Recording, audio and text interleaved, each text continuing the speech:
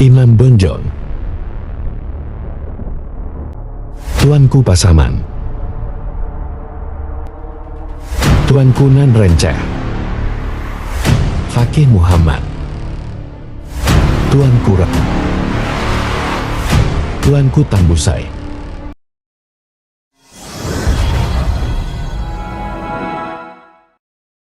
Pada tahun 1803 hingga 1837, pecahlah perang yang dikenal sebagai Perang Paderi.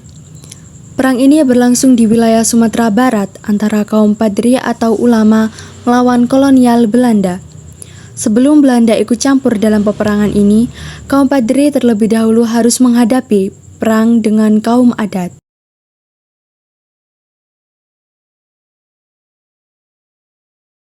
Wahai keluarga Sultan Arifin Indonesia, tunduklah, kerajaan ini telah dikuasai. Tegakkan syariat Islam di bumi Minangkabau ini. Pepatah Minang senantiasa berkata, adai basan di syarak, syarak basan di kitab buku. Pagaruyung ditaklukkan oleh pasangan, demi tegaknya kitab suci Al-Quran. Wahai para kaum adat, kalian harus menyerang Allah. Dikuasai dari segala bangun itu antara tak alas Islam, dari durian tua rajo hingga babalia alam dunia. Mulai saat ini, kita tuanku pasangan yang harus kalian patuhi. Mari tuanku, kita masuk ke dalam istana.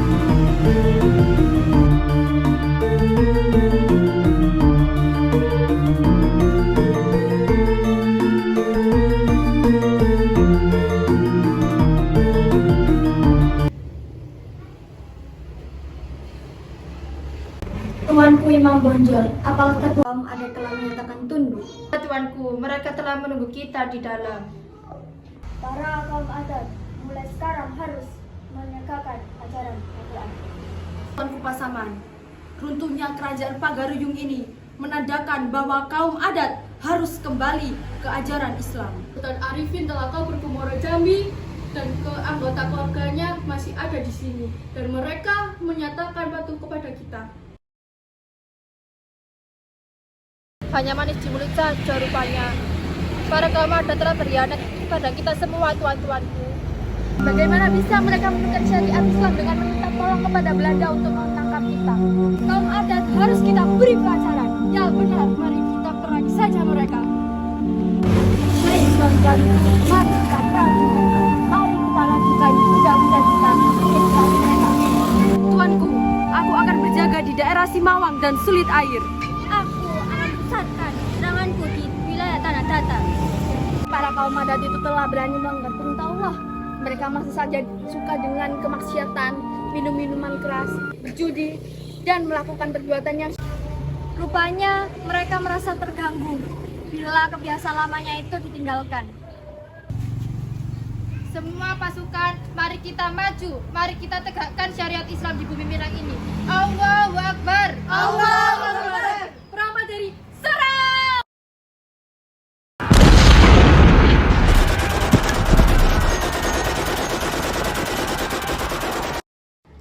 Pasukan kita terdesak oleh Siak dan Mapan. Musuh mulai bertambah. Belanda sudah mulai terlibat dalam pertarungan kita. Pasukan kita di Danau Singkarak dan Batang Ombilin juga terancam mengalami kekalahan. Kita harus mengubah strategi perang kita. Tuan. Ada baiknya kita ubah dengan serangan gerilya bertahan. Benar tuanku, pasukan gerilya bisa kita pusatkan dari tepi-tepi gunung dan hutan. Sementara pasukan Belanda jumlahnya semakin bertambah. Mereka banyak merekrut orang dari Jawa dan Eropa. Saya mendengar kaum adat berpihak pada kita. Kita bisa menambah jumlah pasukan dari pasukan kaum adat. Syukurlah bila demikian tuanku. Rupanya para kaum adat itu sudah sadar bahwa musuh mereka sebenarnya adalah Belanda, penjajah itu. Para ulama memegang teguh kitab Allah di bumi Minangkabau ini.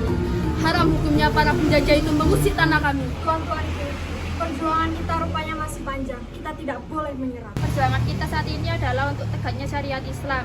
Kita sedang berjihad fisabilillah. Mari tuanku, kita tarik kekang tali kuda kita.